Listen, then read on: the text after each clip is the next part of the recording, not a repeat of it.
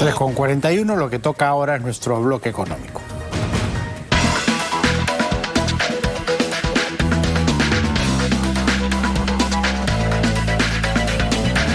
Hace algunos días, el presidente de la República, Pedro Castillo, señaló que el empleo estaba recuperado en nuestro país en niveles prepandemia.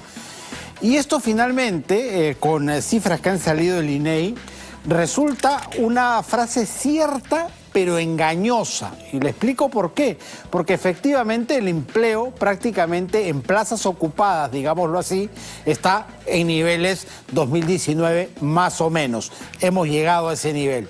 El problema es que más de 1 millón de trabajadores que antes de la pandemia estaban dentro del régimen formal, tenían un trabajo formal, ahora son informales. Esa es una tremenda caída. Es decir, hay un problema por el crecimiento de la informalidad laboral en nuestro país en casi 1 millón de trabajadores que antes de la pandemia eran formales y ahora son informales. Vamos a tratar este tema y los perjuicios que causa para la economía en general con César Fuentes, director de la Maestría de Gestión Pública de ESAN, que ya está con nosotros. César, ¿qué tal? Un gusto tenerte de nuevo. Buenas tardes. Buenas tardes, encantado. Que tengamos 1 millón más de trabajadores informales respecto a una informalidad ya bastante abultada, que era la prepandémica, ¿cómo perjudica en general a la economía?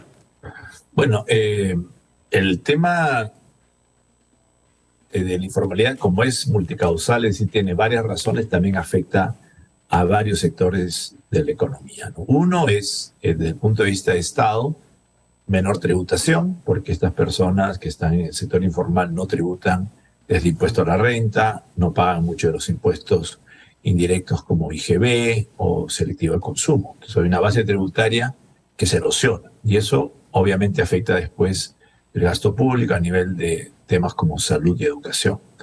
El segundo problema que tenemos es que al tener menor o mayor cantidad de informalidad también todos los temas asociados a inclusión financiera y que las personas puedan efectivamente ser sujetas de crédito disminuye sensiblemente. Entonces, esta idea importante de que todos los peruanos seamos sujetos de crédito se reduce dramáticamente con la informalidad. Otro problema serio también es, y el que has acotado, es el hecho de que los salarios y sueldos de la informalidad son generalmente menores y son los menos productivos. Y finalmente no hay que olvidar un tema también importante, ¿no? Que lamentablemente la informalidad también genera mecanismos de clientelismo político que lamentablemente lo vemos, ¿no es cierto?, en cada proceso electoral, donde la gente a veces de menores recursos, a través de todo lo que hemos visto, ¿no es cierto?, de asociaciones con candidatos, son prestos a votar, ¿no es cierto?, a hacer campaña por uno u otro candidato. Entonces el tema de informalidad realmente, ¿no es cierto?, es un desafío para Perú y yo digo en general negativos para la economía peruana en su conjunto.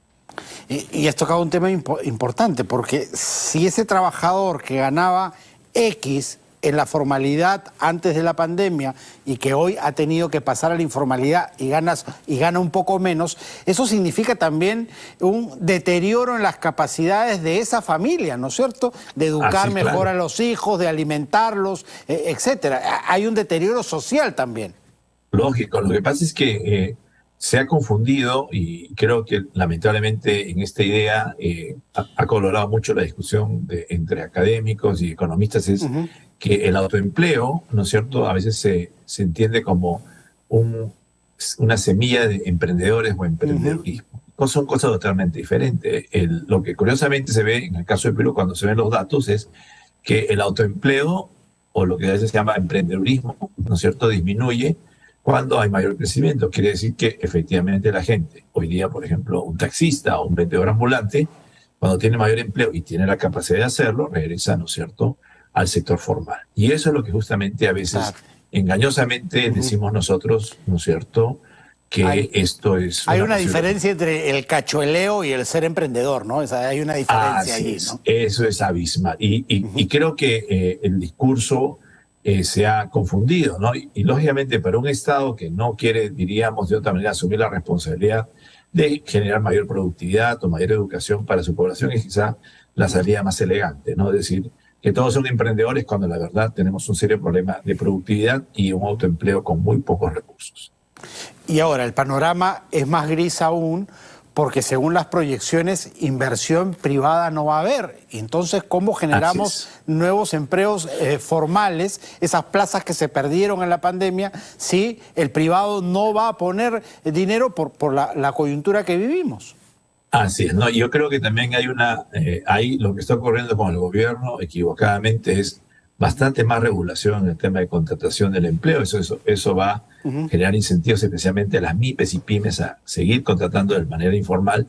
Y un tema que a veces se olvida, que gran parte de la concentración de la informalidad también está en los jóvenes. Es decir, lo que estamos teniendo hoy día es la informalidad campea en los jóvenes hoy de menos de 25 o 30 años que están comenzando a trabajar en el Perú y realmente el futuro no se les ve no se le presenta adecuado ni bueno para gran parte de los jóvenes que hoy día están comenzando a trabajar. Claro, y eso hipoteca los futuros laborales también, ¿no? Porque un joven que se retrasa en conseguir una plaza formal es un joven que no tiene sistema previsional, es un joven que gana poco, etcétera, etcétera. Así es. Y todo lo que has mencionado es un tema sumamente importante, ¿no? Es decir, hoy día todos los peruanos pensamos que nos vamos a quedar jóvenes o vamos a ser jóvenes eternos, pero la verdad es que también la población peruana está envejeciendo y eso significa que si no tenemos un sistema de pensiones, hoy día, sumando entre muertos y heridos, hay el sistema previsional y tanto el privado como el público de las Fuerzas Armadas no llega al 30% de la población que hoy día está trabajando. Es decir, hoy día 70% de los peruanos, que coincide justamente con el número de la informalidad, ¿no es cierto?, son aquellos que no tienen una pensión a futuro. Y eso también en el largo plazo o en el mediano plazo es un problema serio para toda la sociedad en su conjunto. ¿Le ves solución al problema justamente en el mediano plazo? Yo creo que sí, tiene que ser un tema mucho más proactivo. Yo creo a nivel de empleo, especialmente en jóvenes, yo creo que puede haber incentivos tributarios como existen en otras partes del mundo, ¿no es cierto?, donde se comiencen a trabajar temas de mayor capacidad de empleo, los temas también asociados desde el punto de vista de los jóvenes a mayor capacitación, especialmente en el área de servicios financieros y no financieros. Hay una posibilidad especialmente para los más jóvenes de capacitación y también para la gente mayor hoy día en la agenda está claro a nivel de países más desarrollados también la capacitación a personas de la mediana edad. Es importante también que estas personas se capaciten y sean empleables. Es decir, yo creo que la palabra es que no solamente sean capaces de generar un ingreso, sino que sean empleables en el sentido también de generar valor para toda la sociedad. Y eso significa cambiar el eje, ¿no es cierto?, de lo que estamos haciendo ahora, de que es incrementar la base tributaria a través de mayores impuestos, como buscar inteligentemente incentivos para que haya mayor contratación de empleados en diferentes gamas o diferentes grupos etarios. Ya que hablas de los jóvenes, la idea esta de ir ganando derechos laborales progresivos, que cuando inicias tu vida laboral no sean los mismos que conforme vas avanzando, ha sido muy resistida en el país. Recordemos, por ejemplo, la ley Pulpín, pero finalmente nos quedamos con el todo o nada, que termina traduciéndose en el nada, finalmente, ¿no?